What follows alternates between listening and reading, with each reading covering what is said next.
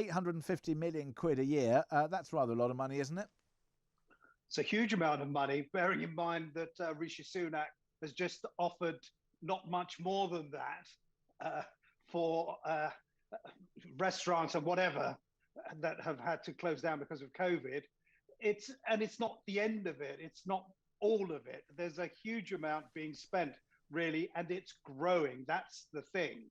We have trebled the number of people, really, in 10 years that we are accommodating who've come in illegally. That is a huge number. We reckon, we estimate that it's going to be something like 80,000 in accommodation by spring next year. So it's something that we can't dismiss. It's got to be considered, the costs and the escalating costs. Okay, a lot of taxpayers will be asking why they have to pay for people to be put up, if you like, in accommodation, perhaps even when they can't even afford to live themselves. But of course, we do have international responsibility, don't we, to those who are genuinely seeking asylum? Yeah, absolutely. Genuinely seeking asylum. The fact is that the vast majority of those who are crossing the channel have gone through, as we say so often, many safe countries sometimes, and certainly coming from a safe country. If they are genuine refugees, why do they destroy their documents? Why don't they stay in the countries that they've come from?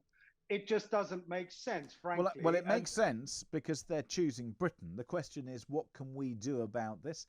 Priti Patel has talked tough, but little action appears to have been taken. If you were advising Priti Patel, what would you say to her in terms of what needs to be done to either curtail this attractiveness of the UK as a destination or to reduce the amount of expenditure that we have? Well, certainly those who arrive illegally, I think, must be detained, held, their cases dealt with quickly, then and isn't to that be part of the problem? I mean, returned. Sorry, just to interject there. So we can understand when you say, their cases can be dealt with quickly. I'm assuming that many cases take many years to deal with, and that's partly why we've got a log jam system. But how do you expedite it? What can they do? Because you don't want to you want to make sure that it's still a legal process and people are treated fairly, don't you? Absolutely, yes. And we've always dealt with all those coming to this country fairly, and that's the way it should be. But this is not simply about fairness. It's people who are coming here, you say they have every right to come here. Do they? I'm not sure that they do have a right to come here, to choose the destination that they will seek refuge in. They're not, as we have heard time and time again, they are not, in the strictest sense of the word, refugees.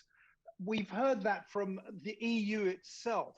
The EU's commissioner, Ursula Johansson, said only last August that the vast majority of those who are seeking asylum are not genuine refugees. Well, so I suppose that they are seeking asylum because ultimately they're, whether it's economic refugees or economic migrants. But you can't necessarily stop somebody deciding that they want to be in Britain. They might have family members here. They might speak the language or want to speak the language, or for whatever reason they think that this is the place to come.